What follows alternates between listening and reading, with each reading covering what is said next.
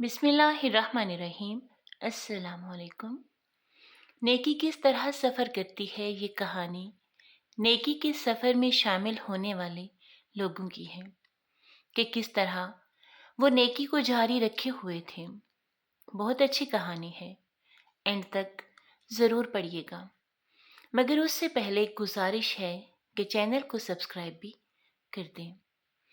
अम्मी, मैंने सलमान साहब से बात कर ली है, वो मुझे मुलाजिम रखने पर राज़ी हो गए हैं। 15 साला हसाम खुशी खुशी अपनी अम्मी को बता रहा था। हसाम की वालदा उसे काम करवाना नहीं चाहती थी, मगर मजबूरी ही कुछ ऐसी थी। वह बेदिली से मुस्कुरा दी। वालिद के इंतकाल के बाद हालात ने वक्त से पहले ही हसाम को समझदार बना दिया था। वो मैट्रिक का इम्तहान पास कर चुका था। सलमान साहब की मोटर मैकेनिक वर्कशॉप थी।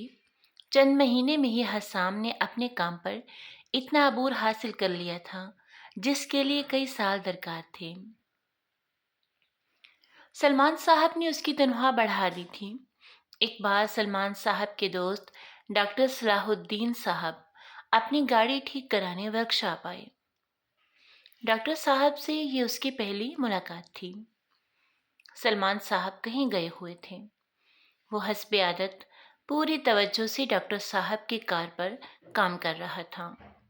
कुछ देर उसे तवज्जो से काम करते देखते रहे। फिर उन्होंने उसका नाम पूछ लिया। तुम्हारा नाम क्या है बेटे? लहजा शाइस्ता था। हिसामुद्दीन। मुख्तसर जवाब देकर वो फिर काम में लग गया। तुम्हारे वालिद क्या करते हैं? चंद लम्हे रुककर उन्होंने दूसरा सवाल किया। जी, वो अब इस दुनिया में नहीं है। तुम पढ़ते नहीं हो? उन्होंने हमदर्दी से पूछा। नहीं, मुझे पढ़ने का शौक तो बहुत है, लेकिन हालात की वजह से मजबूर हूँ। डॉक्टर साहब कुछ देर और उससे बातें करते रहे। इस दौरान गाड़ी का काम मुकम्मल हो गया तो उसने कहा, लीजिए, आपका काम हो गया। हसाम बेटा, क्या तुम मुझसे मेरे क्लिनिक में मिल सकते हो किसी भी वक्त? कार्ड बढ़ाते हुए उसकी तरफ उन्होंने कहा। उनके लहजे में कुछ ऐसा तासुर था कि हसाम ने वो कार्ड ले लिया। इतने में सलमान बेग आ गए और डॉक्टर साहब उनकी तरफ बढ़ गए। अस्सलाम वालेकुम। अगले हफ्ते वो डॉक्टर साहब के क्लिनिक में था। वालेकुम अस्सलाम, डॉक्टर साहब ने मुस्कुराकर जवाब दिया। मुझे तुम्हारे आने से बहुत खुशी हुई हसाम मियाँ। जानते हो, जब मैंने तुम्हें पहली बार देखा, मुझे उसी वक्त अंदाज़ा हुआ कि तुम्हारा ताल्लुक किसी मुहज़्ज़ब घराने से है। फिर जब तुमने बताया कि तुम्हारे वालिद का इंतकाल हो गया, तो मुझे बहुत अफसोस हुआ। मैं तुम्हारी मदद करना चाहता हूँ। हसाम मियाँ, क्या तुम तालीम फिर से शुरू करना चाहती हो? जी अंकल। हसाम का झुका हुआ चेहरा ज़रा सा उठा तो उसमें उम्मीद की किरण थी। अच्छी बात है, मैं तुम्हारी तालीम का पूरा खर्च उठाऊंगा। बस तुम दिल लगाकर तालीम हासिल करना। डॉक्टर साहब, मैं किस तरह आपके इस एहसान का बोझ उठाऊंगा जिसे मैं उतार भी नहीं सकता? हसाम वाकई बहुत खुददार था। ये मैं तुम पर एहसान नहीं कर रहा हूँ हसाम मियाँ, एक फ़र्ज़ अदा कर रहा हूँ। सुनो, मेरे वालिदैन बहुत गरीब थे। मेरे पास आला तालीम हासिल करने के लिए वसाइल नहीं थे। उन हालात में मेरे एक उस्ताद ने ही मुझे तालीम दिलवाई थी, मुझे डॉक्टर बनाया। एक दिन मैं इस काबिल हो गया कि उनका कुछ एहसान उतार सकूं।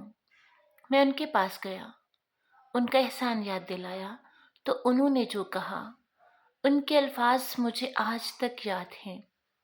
उन्होंने कहा था कि बरखुरदार, मैंने तुम्हें इसलिए तालीम नहीं दिलवाई कि तुम मुझ पर मेहरबानी करके मेरी नेकी बर्बाद कर दो, इसे ख़त्म कर दो।